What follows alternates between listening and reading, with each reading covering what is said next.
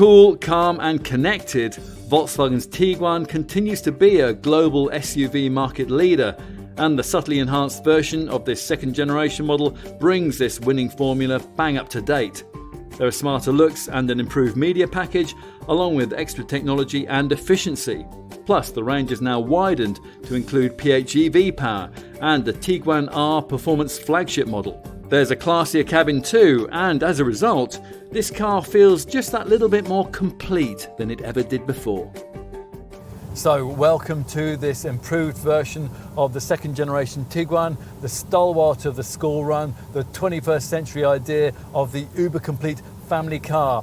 A typical customer won't be looking for anything particularly dynamic behind the wheel. He or she will more likely prioritize refinement, comfort, and a little surprisingly, if the sales numbers are to be believed, four-wheel drive. Around 75% of Tiguan folk order their cars with the 4Motion system.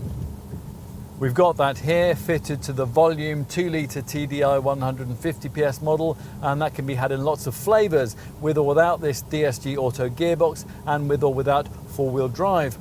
Both features are mandatory. If you have this engine, it's more potent 200 PS form. Either way, it's a much improved unit with almost everything about it redesigned, and VW's latest twin dosing tech fitted to it too to make it more efficient.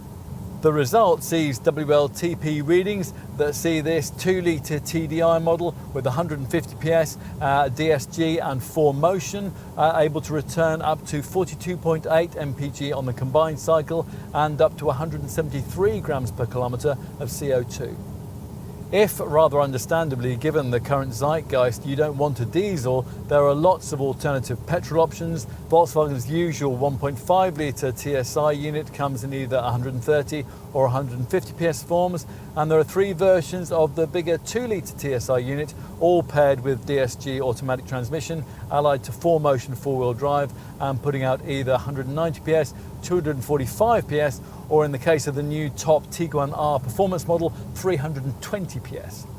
Perhaps the most interesting version in the range is also petrol-powered, the Tiguan e-Hybrid. This is a PHEV plug-in model featuring the same petrol-electric setup long used in the brand's Golf and Passat GTE variants. That means a 1.4-litre TSI petrol unit is paired with a 6-speed DSG auto gearbox, an electric motor and a lithium-ion battery, this one 13 kilowatt hours in size, enabling an all-electric driving range of up to 31 miles when it's fully charged.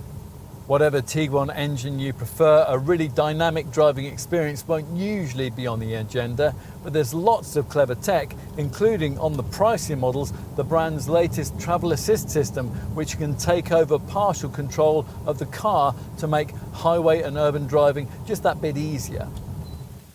Volkswagen's head of design, Klaus Sikora, describes the look of this updated second generation Tiguan as confident, which is probably a good way to describe what's on offer here. As before, there's a choice of this standard 5-seat body shape or the 7-seat all-space version. It's the 5-seat that's our focus today. It's certainly an intricately fashioned thing. It's cut like a diamond with super sharp creases and slashes, and it makes a little more of a school-run statement than it did before.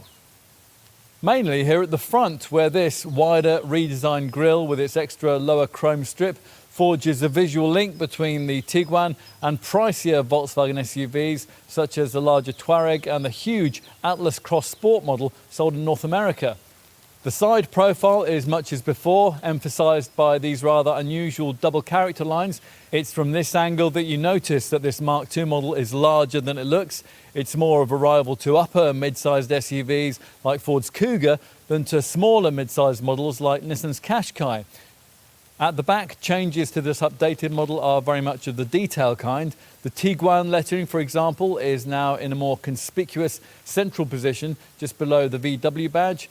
More important, though, of course, is the stuff that you can't see, specifically the stiff and sophisticated Golf-style MQB platform underpinnings, which lie beneath the precise and carefully contoured lines.